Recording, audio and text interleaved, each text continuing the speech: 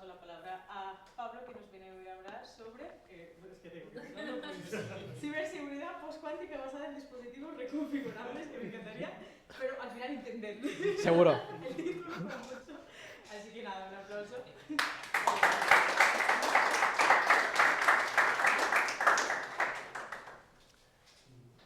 Bueno, sí, el título es un poco enrevesado, pero bueno, verás como al final todos entendemos de lo que estoy hablando. Bueno, gracias a todos por estar aquí, por venir a una de las últimas sesiones del VLC Tech Fest.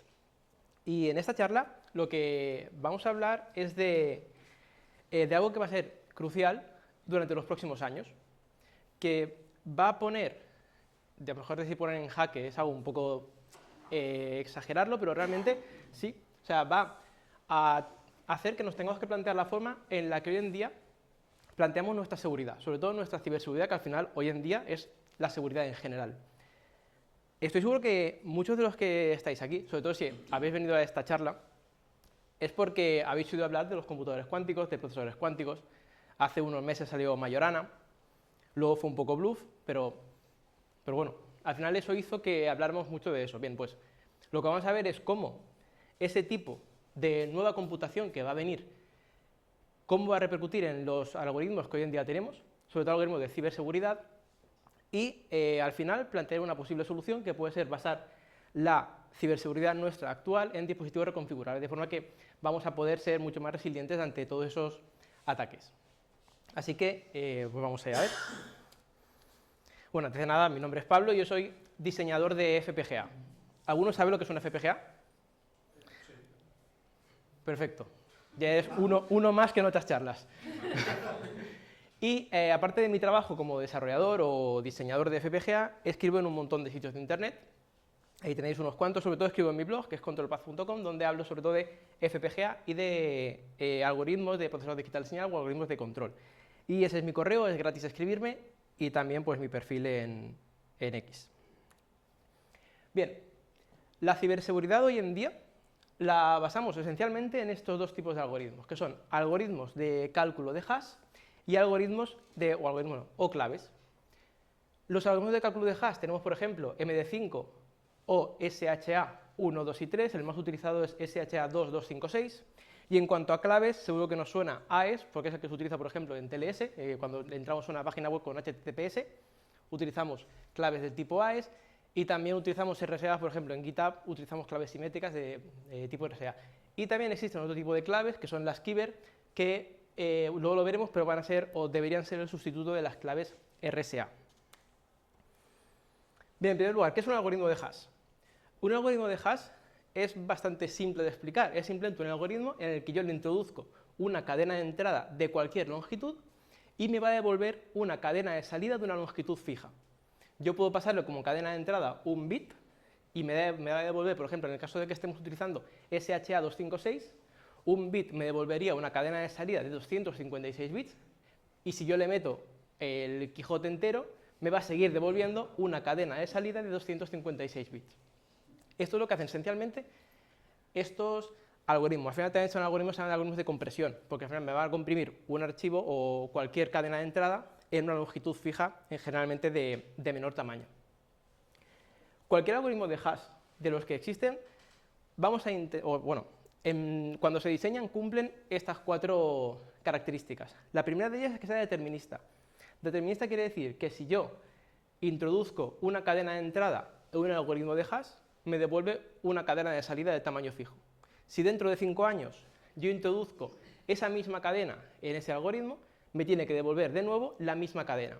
Es decir, para la misma cadena de entrada siempre va a devolver lo mismo a la salida. Otra característica que tienen que cumplir es la avalancha. La avalancha quiere decir que si yo tengo una cadena de entrada de 2 millones de bits, y eso contiene un hash, si yo cambio uno solo de esos bits de la cadena de entrada, tiene que producir un cambio bastante o muy grande en el hash de salida. Puede ser que incluso me cambien todos los caracteres del hash.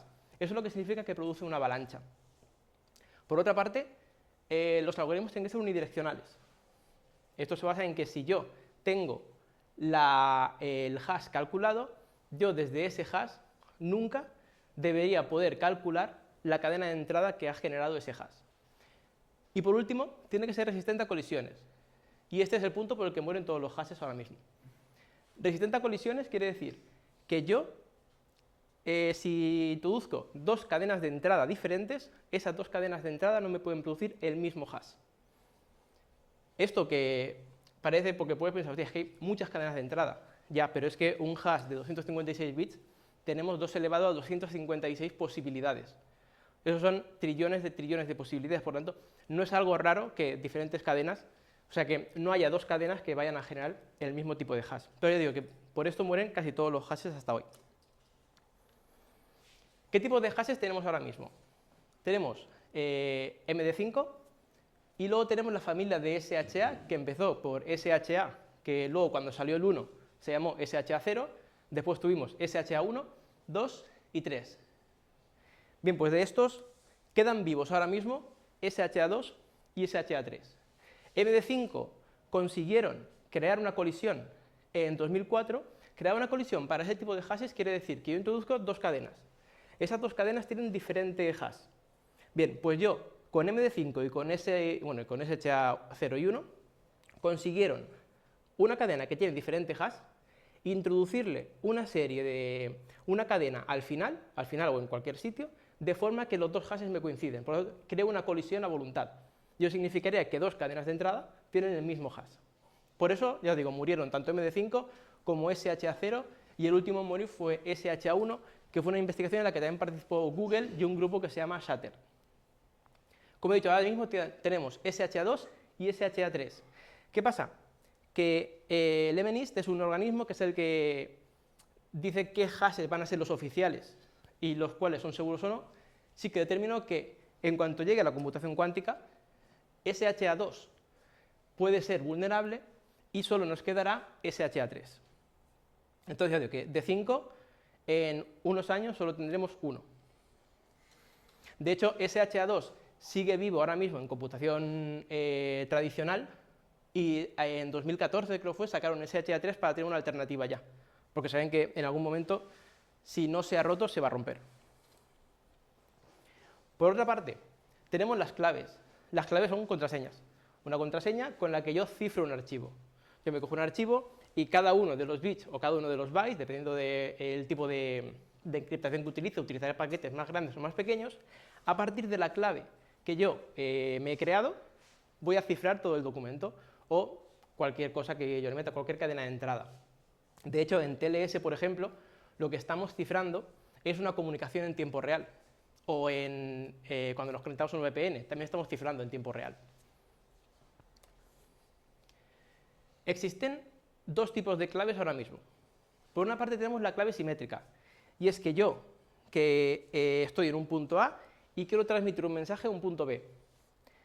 Si yo quiero cifrar el mensaje, la primera opción, la que más se me ocurriría, la que más rápido se me ocurriría es, vale, yo cifro este mensaje con una clave, luego ese mensaje lo envío y el receptor tiene que saber la clave. Pero eso tiene algunos problemas, y es que ¿cómo sabe el receptor la clave? Tampoco puedo cambiar la clave, ¿vale? Entonces eso sí que se utiliza un montón. De hecho, TLS utiliza clave simétrica en algunos pasos, pero claro, necesito que la clave vaya de un sitio a otro y tengo que también tener una forma de enviar esa clave. Otro tipo de claves que existen son las claves asimétricas. Este tipo de clave lo que son es, tenemos dos claves. Tenemos una clave que sirve para encriptar y una clave que va a servir para desencriptar. En este caso no tengo que compartir la clave, no tengo que compartir las dos claves, solo una de ellas, que es la que en RSA, por ejemplo, se conoce como clave pública. Yo envío la clave pública a cualquier persona y cualquier persona puede cifrarme un documento, pero solo yo, que tengo la clave privada, voy a poder descifrar ese documento. Yo digo, esto también se utiliza en SSH, también utiliza este tipo de encriptación. Tenemos pues dos claves. Vale, pero eso al final, lo que hemos visto hasta ahora son matemáticas. Son ecuaciones matemáticas que tenemos que al final traducir en un algoritmo. La traducción de esa clave o de ese algoritmo de cifrado en una aplicación o en una parte de la aplicación podemos hacerla de dos formas diferentes. Lo que primero pensaríamos es, vale, yo me voy al manual de ese tipo de cifrado, veo los pasos que hay que hacer para cifrar, me monto un código en C que me haga todos esos pasos. De esa forma lo que estoy haciendo es un algoritmo software que me va a encriptar el documento. lo que pone ahí, utilizando instrucciones estándar. Si sabéis algo de ensamblador, pues sabéis que al final hay instrucciones para mover de memoria a un sitio, hay instrucciones condicionales que me hacen saltarme un paso de la ejecución del programa. Bien, pues en este tipo de aplicaciones utilizaremos este tipo de instrucciones. Pero en general, eso no lo hacemos. Por detrás, cuando nosotros ejecutamos una SSH o utilizamos TLS, lo que está haciendo el procesador es, si puede, es utilizar instrucciones hardware. Esto son partes de hardware que se introducen dentro del procesador y que nos permiten ejecutar ciertas instrucciones en hardware. Son como tener aceleradores hardware dentro del procesador. Lo que tenemos aquí, esto al final se traduce en unas instrucciones de ensamblador en nuestra aplicación, que en el momento el decodificador de instrucciones detecta esa instrucción, sabe que tiene que ir a esta parte del procesador que la va a ejecutar perfectamente. Y son en estas en las que nos vamos a centrar en la charla a partir de ahora. Las de arriba son muy poco eficientes, entonces no se van a utilizar. Bien, pero hemos dicho que eso son instrucciones hardware que van dentro del procesador. ¿Cómo montamos? O sea, ¿cómo se monta un procesador para meter esas instrucciones? Bien, pues por ejemplo, un fabricante de procesadores es Broadcom o Texas Instruments.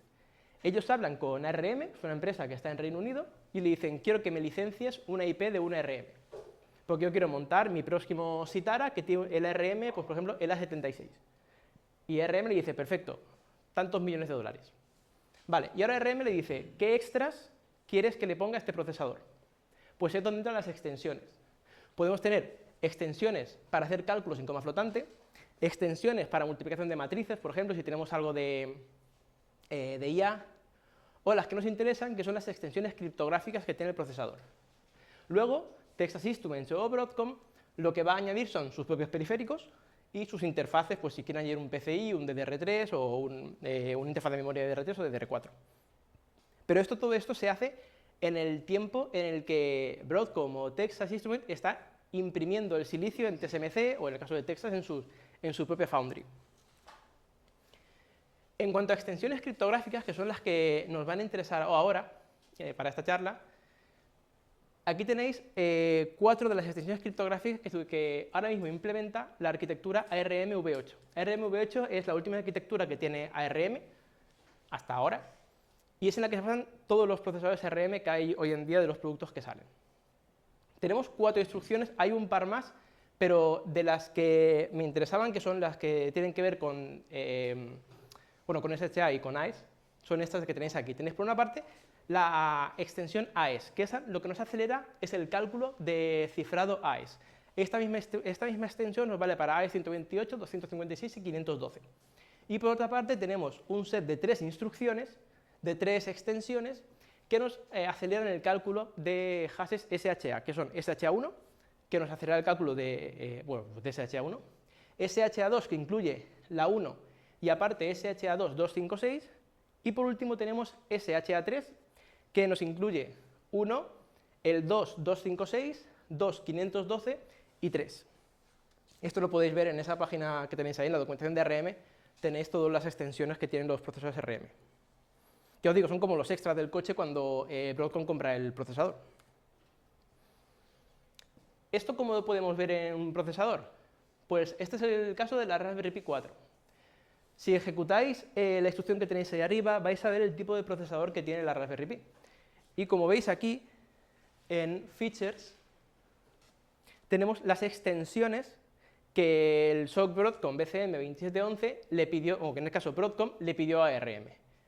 Y como veis tenemos extensiones de punto flotante, tenemos una de CRC32, pero no hay ninguna extensión criptográfica.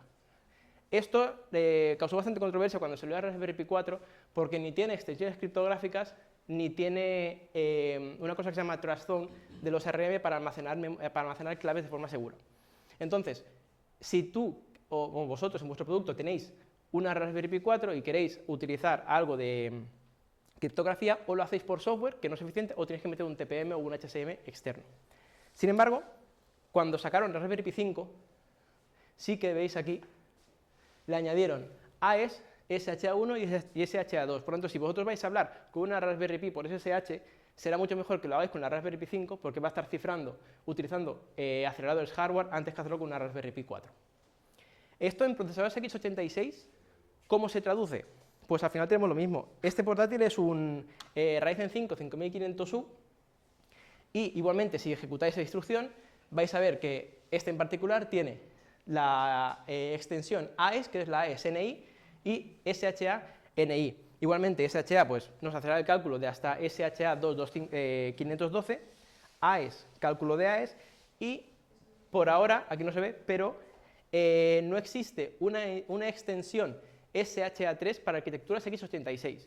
Y eso vamos a ver que va a ser un problema en unos años, porque un ordenador no dura 3 años, y menos si estamos hablando de un ordenador industrial. Va a estar en campo a lo mejor hasta 20 años. Vale, ¿qué ventajas nos da tener esas instrucciones criptográficas? Pues, como hemos dicho, va a tener mucho mayor rendimiento en aplicaciones en tiempo real. Por ejemplo, VPNs, cifrado TLS, si tenemos un disco duro cifrado, todo el cifrado y descifrado de ese disco duro nos va a dar, nos va a dar mucha velocidad. Otra cosa que tenemos es que el hardware es determinista. Determinista quiere decir que si yo tardo 10 milisegundos en calcular una clave AES, siempre voy a tardar lo mismo. En el caso de que yo lo haga por software no va a ser así, porque el sistema operativo me va a estar metiendo interrupciones. Entonces ese tiempo va a ir variando. De hecho, esta variación de tiempo se utiliza en un tipo de ataque que son los timing attacks. Y es que yo tengo un procesador y sobre un laboratorio, un procesador corriendo un sistema operativo, y en un laboratorio empiezo a decirle que me calcule claves. Y yo mido el tiempo que tarda en calcular cada clave. Si yo le doy 2 millones de claves, al final no voy a saber la clave exacta, pero voy a saber la clave por dónde va a partir del tiempo que le cuesta calcular esa clave. Lo mismo para los side channel attacks. Con extensiones hardware se pueden evadir esos side channel attacks. Side channel attacks son tan locos como medir la radiación electromagnética que emite el procesador. Yo mido esa radiación electromagnética, igualmente lo hago calcular 1 millón de claves y al final yo sé qué radiación electromagnética emite para cada clave. Y los hay como el sonido que emite el procesador, el consumo del procesador. Todo eso llevado al extremo de tener un montón de datos, pues al final, y ahora con la IA, pues más todavía. Y por último, reducimos el uso de hardware externo. Por ejemplo, cuando nosotros tenemos un TPM o un HSM que se comunica por I2C o por SPI con el procesador, tenemos una comunicación. Si alguien me snifa esa comunicación, puede llegar a obtener alguna clave. La comunicación debe ir cifrada. Pero no son todo ventajas, porque tienen unas desventajas de tenerlas. Y la primera de ellas es que eso está impreso en el silicio, por tanto no se puede modificar. Y luego también, si tenemos un algoritmo de encriptación que no es AES ni SHA, tenemos difícil que ARM o Intel genere una extensión para ese algoritmo criptográfico. Por tanto, no lo vamos a tener. Me paso a la última, que dependemos del procesador utilizado. Si yo estoy creando un algoritmo que utilizo las instrucciones de, por ejemplo, ARMv8, las instrucciones que me da la extensión AES, si me paso a Raspberry Pi 4, pues ese algoritmo va a ser mucho más lento en Raspberry Pi 4 que en Raspberry Pi 5. Por tanto, tengo una dependencia del procesador. Y aquí viene lo más importante, y es que pueden volverse vulnerables conforme la tecnología avanza. Si yo, como hemos dicho, SHA1 está roto, sin embargo existe una extensión SHA1. Esa extensión SHA1, si se sigue utilizando, va a hacer que nuestro sistema sea vulnerable. Entonces, algo que hoy es seguro, dentro de 5 o 10 años puede dejar de serlo. ¿Qué amenazas tenemos hoy en día? Pues la computación cuántica. Es una amenaza que hoy en día, que ahora mismo es lo que más va a amenazar a los algoritmos de cifrado que tenemos hoy en día. La computación cuántica es un nuevo... Bueno, no sé si hay algún físico en la sala, pero yo no soy físico. Así que es un nuevo modelo de computación. Un nuevo modelo, el otro día un compañero me decía, ya, pero es que también está la computación fotónica, que va a hacer frente a esto.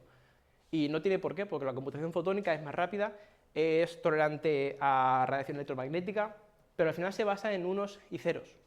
Sin embargo, cuando hablamos de computación cuántica ya no hablamos de bits, hablamos de qubits, y pueden valer 0, pueden valer 1, o los dos estados al mismo tiempo en un porcentaje.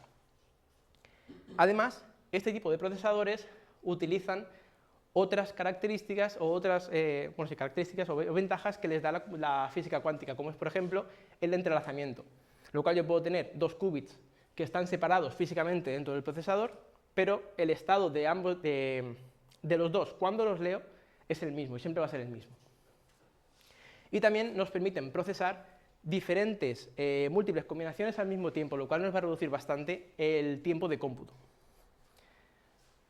¿Cómo vamos en esto hoy en día? Bien, pues para hacer computación cuántica necesitamos procesadores cuánticos, que hoy en día están basados en supercomputadores. El problema que tienen es que son muy propensos a cometer errores. ¿Y esto en qué se traduce? En que si yo tengo un procesador cuántico donde tengo implementado un qubit, que se llaman qubits físicos, porque son qubits que están implementados, ese qubit físico no se traduce en un qubit lógico de verdad. Yo ahora mismo en un procesador de silicio, si genero un bit físico, eso se traduce en un bit lógico de verdad. Bien, pues en computación cuántica no es así. De hecho, se necesitan entre 50 y 100 qubits físicos para llegar a tener un qubit lógico. De hecho, muchas de las investigaciones que hay ahora se basan en la reducción de los errores en los cálculos cuánticos. Ahora mismo el procesador más grande que hay es el de Atom Computing, que tiene 1125 qubits, y con esos esperan llegar a tener 50 qubits lógicos. Y el segundo más grande es el IBM Condor, que salió el año pasado, y tiene 1121 qubits físicos. Igualmente, con eso esperan tener alrededor de unos 50. En esta gráfica, que no se ve muy bien, estaremos aquí, con el IBM Condor. Bueno, no sé si se ve mucho, pero de aquí adelante, estos cuatro de aquí, lo que son, ya no son procesadores en sí, sino son hacen sets de procesadores para obtener más qubits lógicos con un mismo procesador, como hacer un dual core.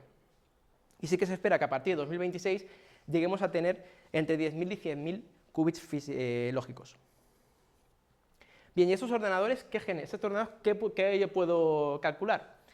Pues de los algoritmos que nos interesen, que nos van a poner en peligro la seguridad o la ciberseguridad, son, por una parte, el algoritmo de Grover. Este algoritmo lo que me permite es reducir las búsquedas, sobre todo búsquedas binarias.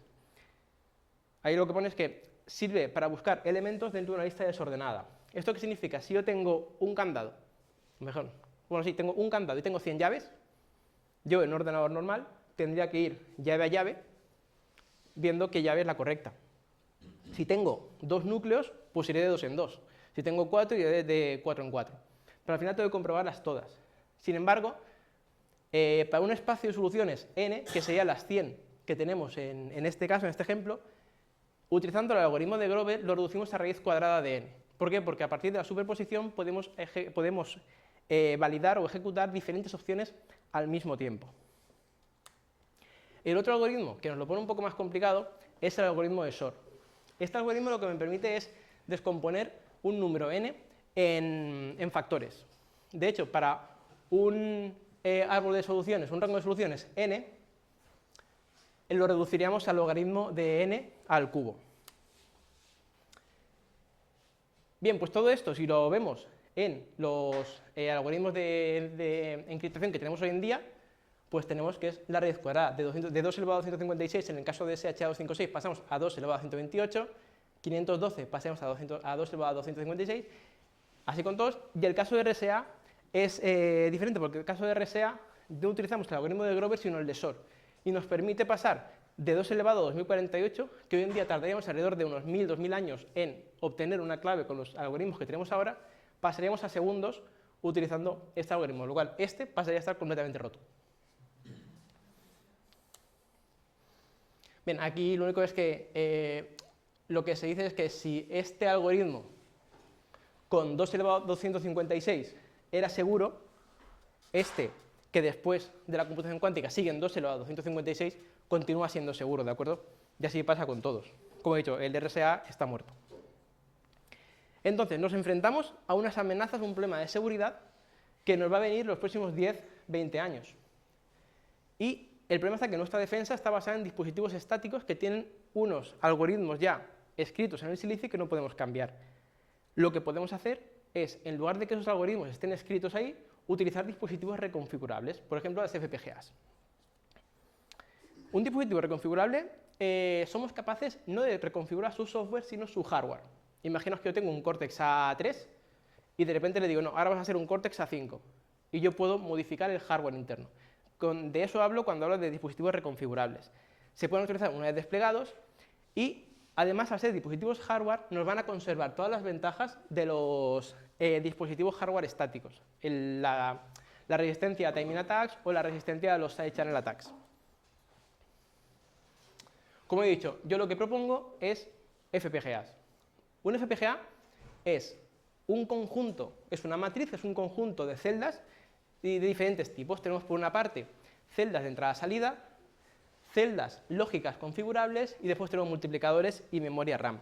Esto lo que me permite es que yo, reconfigurando esas celdas e interconectándolas entre ellas, pueda implementar, por ejemplo, en este grupo de celdas de aquí, un SHA-2.256 y abajo un RSA 2048.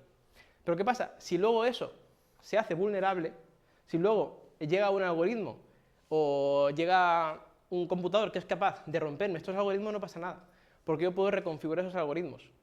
Y yo puedo pasar, por ejemplo, en el caso de que tengamos un computador cuántico que nos pueda atacar, podemos pasar de un SHA-2 a un SHA-3.256, y en el caso de RSA, ya os he dicho que el sustituto para ser resistente al algoritmo de SOR sería pasarnos a un algoritmo de Kyber. Y todo esto, ¿cómo lo traducimos? Tranquilos que no voy a venderos nada. Esto es un proyecto en el que he estado trabajando y que básicamente es un HSM, es un Hardware Secure Module basado en FPGA, por tanto es reconfigurable. Es código abierto y estará en ese repositorio que tenéis ahí. Lo que nos permiten dispositivos como estos es que podemos tener un almacenamiento de claves seguro. De hecho, el almacenamiento de claves que tienen estos dispositivos son de escritura y de borrado. Nunca me va a permitir leer una clave. Por lo que os he dicho, esto al final es un dispositivo externo que tiene una comunicación con el procesador. Por tanto, si alguien me snifa esa comunicación, podría leerlo. Entonces, yo solo quiero escribir en algún momento, incluso durante la fabricación de este dispositivo, o de un dispositivo como este, escribo la clave y ya no se vuelve a leer. Incluso hay claves que se pueden autogenerar dentro de la FPGA con algunos algoritmos. Luego, hemos visto que la FPGA son un montón de celdas que yo reconfiguro como a mí me venga bien en cada momento. Eso quiere decir que yo esos dos circuitos que tengo implementados van a ir ejecutándose en paralelo. Por tanto, yo podría decirle, cíframe este archivo con un AE128 o con un algoritmo, el que sea, y al mismo tiempo le estoy diciendo, o por otro canal SPI, o le digo, mientras me cifras este, ve cifrándome también este, y hago los dos algoritmos en paralelo. Y bueno, lo que he dicho, que al final vas a tener una interfaz SPI o I2C o una interfaz paralela, la que quieras, porque al final, como he dicho, es completamente reconfigurable, con el que vas a poder tanto configurarlo como actualizar los diferentes algoritmos que tengamos. Y bueno, está disponible ahí, está disponible los esquemáticos y todo el firmware. No está disponible todavía, pero en agosto tiene que estar. O sea que a partir de agosto estará. Y eso es todo. Solo quiero deciros una cosa más antes de las cervezas, y es que si os gusta la aceleración hardware y os parece interesante parte de lo que he hablado aquí, pues también estaré en el Meetup de Python Valencia hablando sobre aceleración hardware y Python, para ver cómo puedo manejar desde Python esos algoritmos. Ahí tenéis mis redes y ya está, creo que en tiempo perfecto, ¿no? Gracias. Ah, es verdad. Bueno, este es el dispositivo del que os he hablado, que está fabricado ya, y luego si queréis pasaros por aquí lo veis y me ha faltado hacer el... Bueno, si tienes alguna pregunta.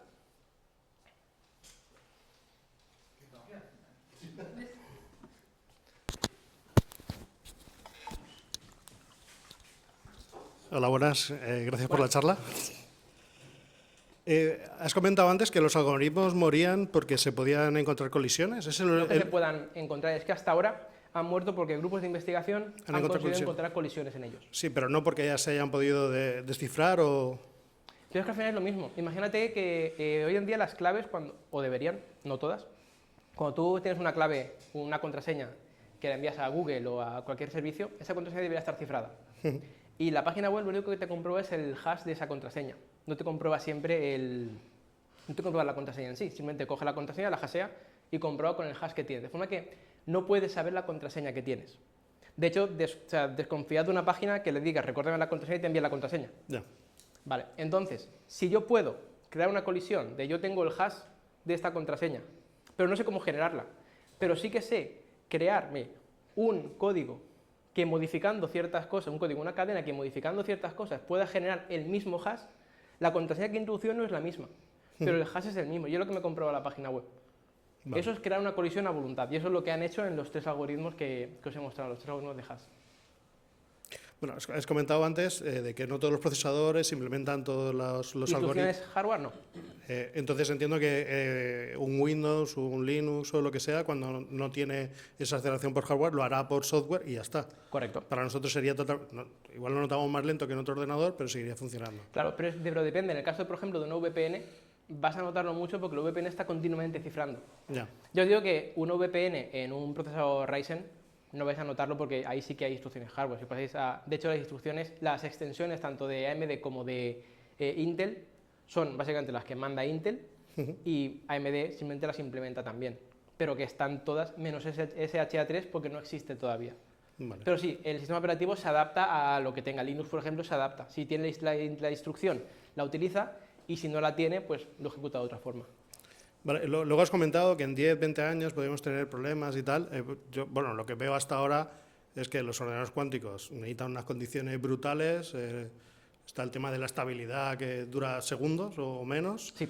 Y claro, parece muy prometedor, pero no sé hasta qué punto somos de interesantes, porque sí que es verdad que el procesador este de Microsoft, aquello parecía la panacea y... Sí, pero de hecho el paper que se liberó no tenía nada que ver con el procesador que lo sacaron. Pero a mí, yo una vez también me hice esa pregunta y una persona me respondió: ¿tú hace 5 años pensabas que la IA iba a estar como está hoy? ¿Que ibas a poder hablar con una IA o hace 5 o hace 10 años? Ya, pero yo, bueno, veo más limitaciones físicas que técnicas respecto a la computación cuántica. Ahora, Ya.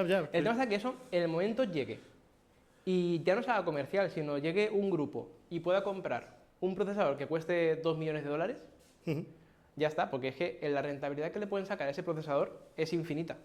Además, también piensa, hay 1000 ingenieros estudiando cómo utilizar la computación cuántica perfectamente. Esos ingenieros tienen familia y tienen un trabajo de 8 horas dedicándose a eso.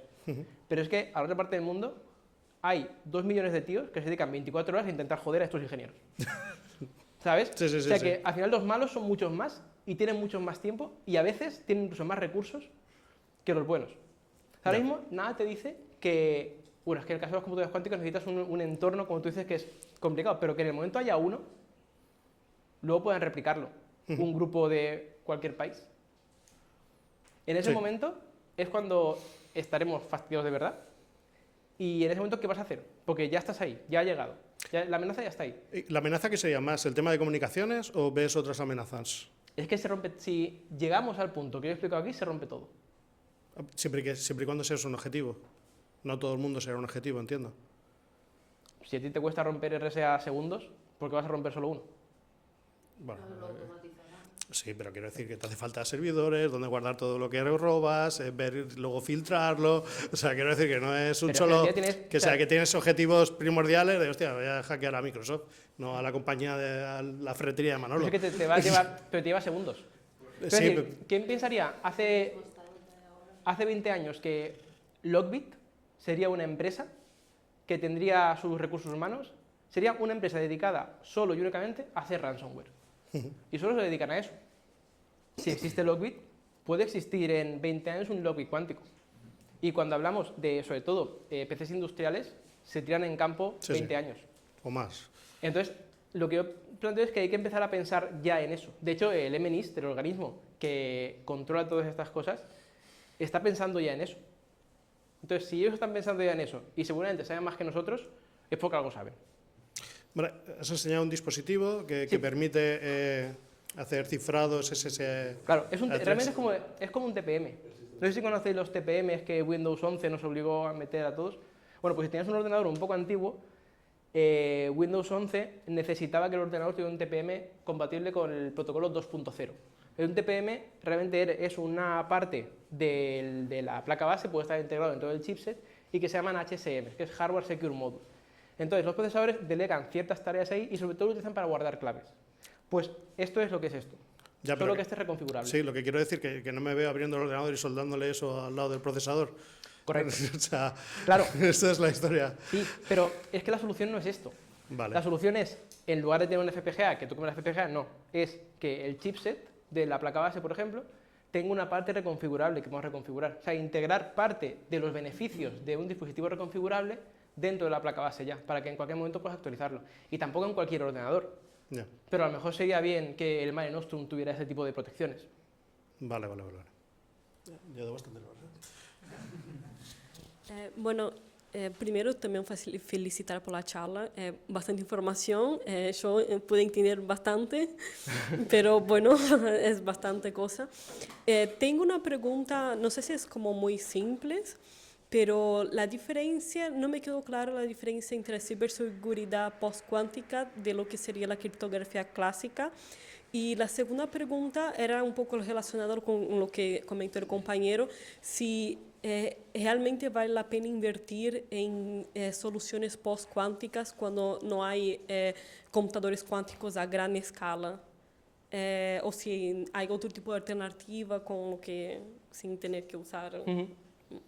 Vale, el nombre postcuántico suena muy rimbombante, pero postcuántico simplemente quiere decir que ese algoritmo es resistente a los algoritmos de Shor y de Grover ahora mismo, ¿vale? Eso es lo que significa postcuántico. Y cuando dices invertir, es que invertir es, si utilizo una RM V8, una Raspberry Pi 5 por ejemplo, simplemente es utilizar SHA-3 en lugar de SHA-2, que encima SHA-3, la cadena de entrada que le metes es exactamente igual a la de SHA-2, por lo tanto tú puedes cambiar una encriptación, un cálculo de hash por otro y sería transparente. O en el caso de AES, sería pasar de un AES 128 a un AES 256 o 512. Y eso hoy en día ya lo tienes. O sea, no tiene por qué haber una inversión monetaria si tú quieres hacer tu sistema seguro ante ataques cuánticos.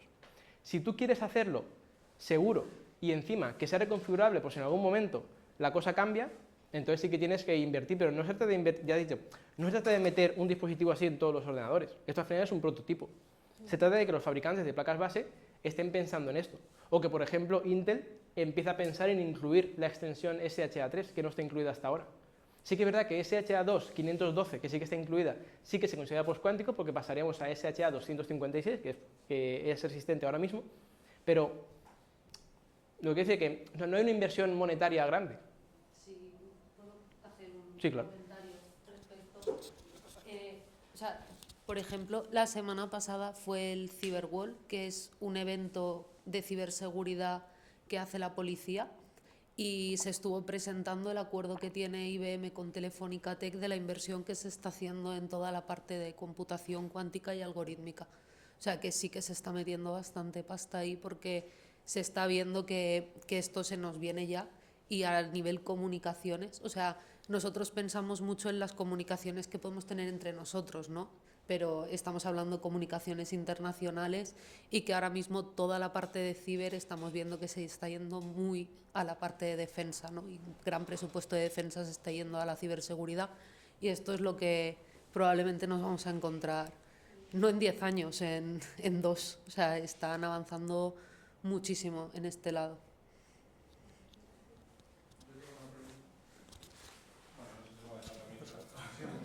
Si no...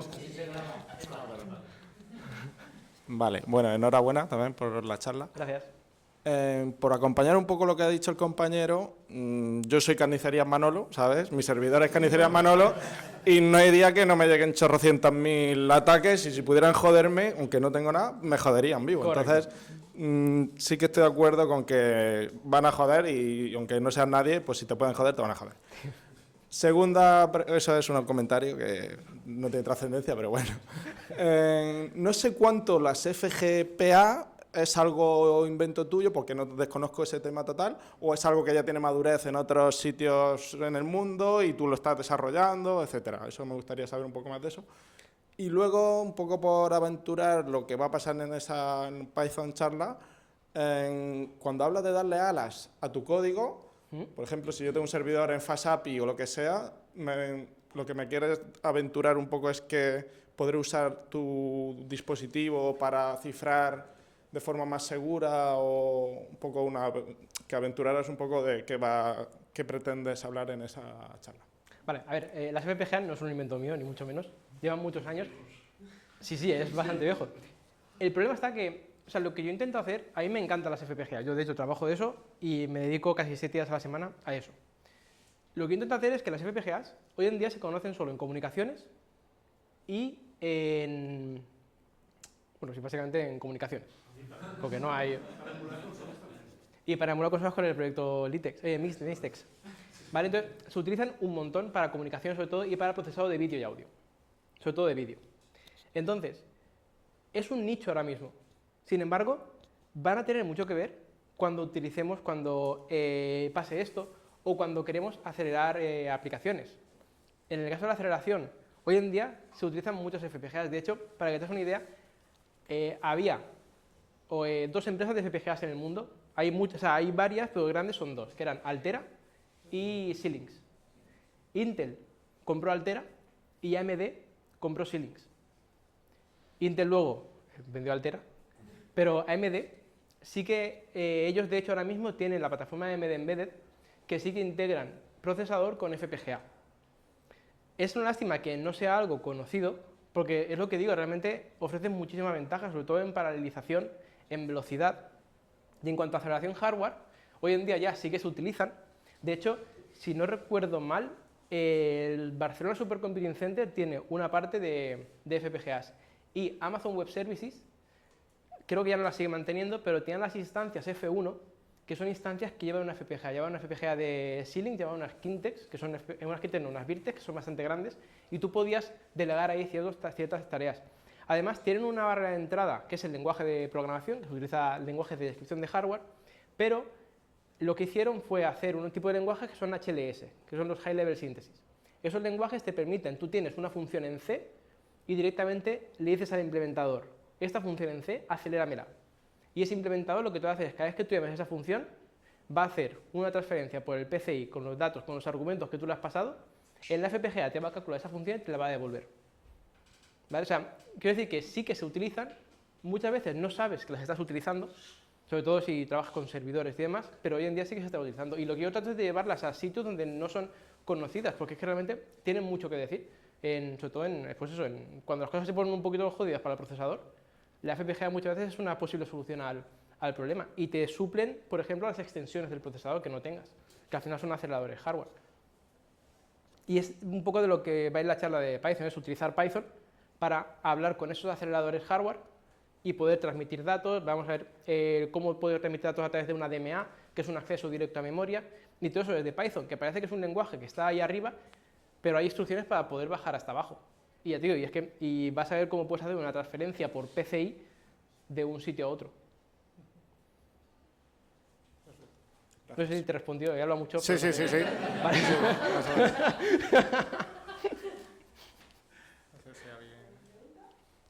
Tenéis miedo, ahora ya.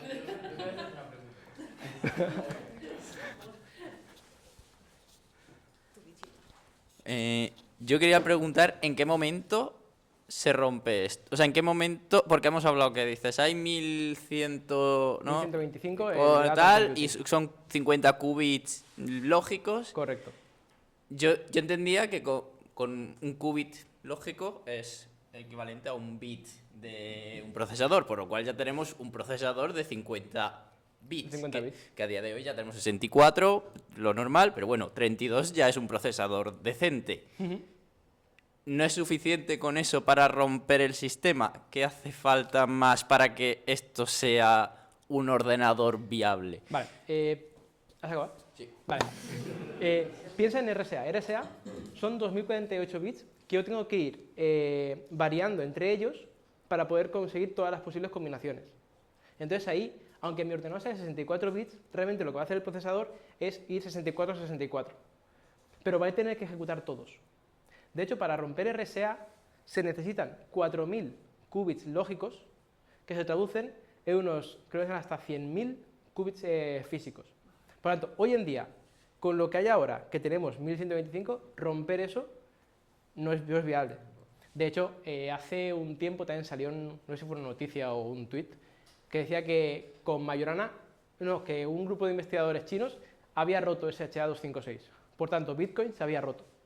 Cuando realmente no es así. O sea, SHA-256 sigue siendo seguro. De hecho, aunque utilicemos Grover, pasamos a 128 bits. Con lo cual, esos algoritmos van a seguir siendo seguros durante un tiempo. Pero es que la investigación no se va a acabar en SOR o Grover. Vamos a continuar sacando algoritmos. Porque yo me centro en la parte mala de esos algoritmos, pero es que esos algoritmos van a traer un montón de cosas buenas. ¿Sabes? Entonces, ahora mismo, ya tío, 50 bits es nada. No podemos hacer prácticamente nada. Pero si nuestro producto va a estar en el campo, yo lo llamo campo, pero bueno, es en producción, durante 20 años, pues en 20 años no sé lo que va a pasar. O los cajeros, por ejemplo. Hace nada los cajeros estaban funcionando con XP. Y tampoco se preocupó nadie de esto, no sé en las noticias. Pero bueno, que es una posibilidad y que cada vez conforme avance todo el tema de la computación cuántica va a estar más cerca. Vale, o sea, que hace falta los... Mi duda era el número, ¿no? De Claro, alguna forma. sí. Cuando Hace todo falta quepa mucho más de en lo que hay. se romperá la encriptación. Correcto. Vale, eso era... Hoy estamos seguros. Vale. Para saber en qué momento preocuparme. No, pero quiero decir que se llegará al laboratorio, luego tendrá que hacer comercializar. O sea, quiero Sí, decir- sí, pero cuando un laboratorio consiga, Sí, el eso tema es es- lo que has dicho, ya se puede replicar en otro laboratorio y ahí es donde es el problema, mientras no lo haya conseguido pero todavía que- nadie, Pero que hay muchos productos que no se venden en laboratorio. eso también es verdad. Pero eso depende de la pasta. Al final eso depende de la pasta que genere. Si tú tienes algo que es capaz de romperte Bitcoin, Sí, pero que millones. El grafeno también era muy prometedor. ¿El qué? El grafeno que también era muy Y se utiliza un montón.